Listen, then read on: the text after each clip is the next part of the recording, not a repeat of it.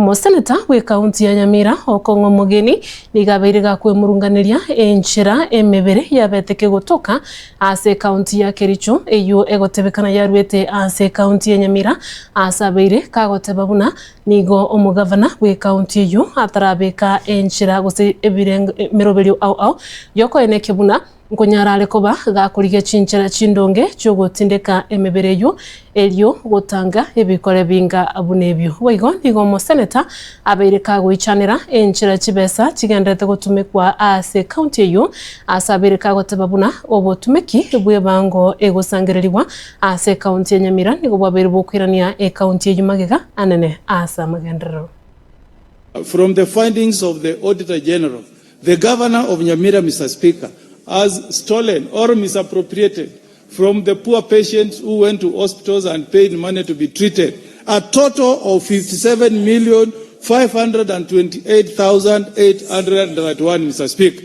And I'm urging the people of Nyamira, Mr. Speaker, to give this governor sleepless nights.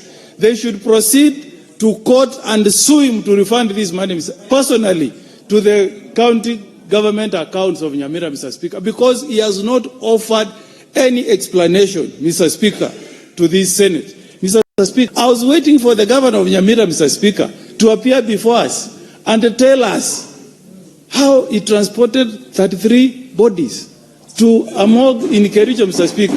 And then when he was asked, Mr. Speaker, he tells the country that I only loaded 13 bodies. Then he says that he cannot understand how 20 others boarded. Since when did dead bodies start boarding a vehicle to take themselves to Kericho? Did you listen, Senator of Kericho? He said he can't understand how 20 bodies boarded a vehicle and ended up in Kericho, in a cemetery in Kericho, Mr. Speaker. Instead of coming to tell us, Mr. Speaker, what steps he's taking as Governor of Nyamira, Mr. Speaker, to ensure that we have a cemetery.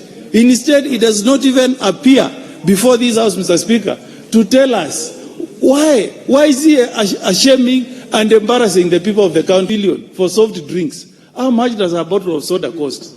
How much does a bottle of water cost, Mr. Speaker? How many bottles or liters of Fanta or Coca-Cola or Sprite has this governor consumed in one financial year? To tell us that you have spent 15 million shillings when hospitals, Mr. Speaker, in Nyamira have no medicine, Mr. Speaker. Then the auditor is telling us, Mr. Speaker, that the governor of Nyamira has spent 2 million shillings to buy tires, 4 tires for his vehicle. Mr. Speaker, since when did one tire cost 500,000 shillings? Where is that? Where is that, Mr. Speaker? Mr. Speaker, and as he's doing this, Mr. Speaker, hospitals in Nyamira, Mr. Speaker, have not been completed and there is no medicine, Mr. Speaker. You read the